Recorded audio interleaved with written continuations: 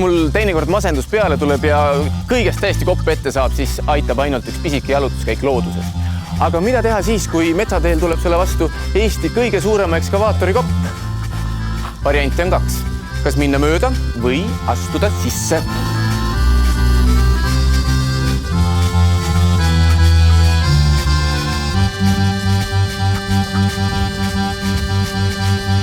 Sellist monstrumit pole mina eales varem näinud.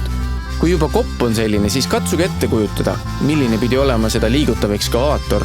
Vähe sellest, et siia kopa sisse on mahtunud 50-pealine Läti turismigrupp hümni laulma, võiks siia vabalt sõiduauto või pool bussi sisse ära mahutada. Õnneks Peeter Teder Kohtla-Nõmme kaevandusmuuseumist teab selle kopa saatust. Siin on tegemist Euroopa suurima ekskavaatori EVG 3565 M kopaga. See oli väga võimas otse labidas ekskavaator, mida kasutati aidukarjääris maavara kihi paljandamistöödel. Uskumatu, kuid koppa käivad vaatamas turistid üle maailma. Lõuna-Korea televisiooni võttegrupp ei jõudnud ära imestada, kui suur üks kopp ikka olla võib. See on nii suur, et ma ei saa ette kujutada, kui suur oleks see ekskavaator, mis juhis seda koppa.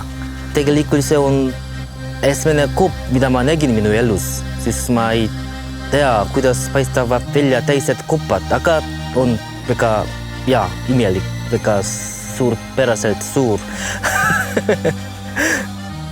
See ekskavaatori kopp kaalub 47 tonni.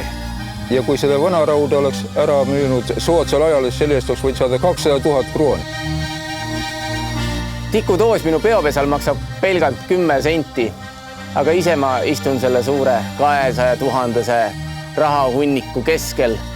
Tunnistan ausalt, sellises suuruses rahasumma ei ole minu istumise all veel olnud.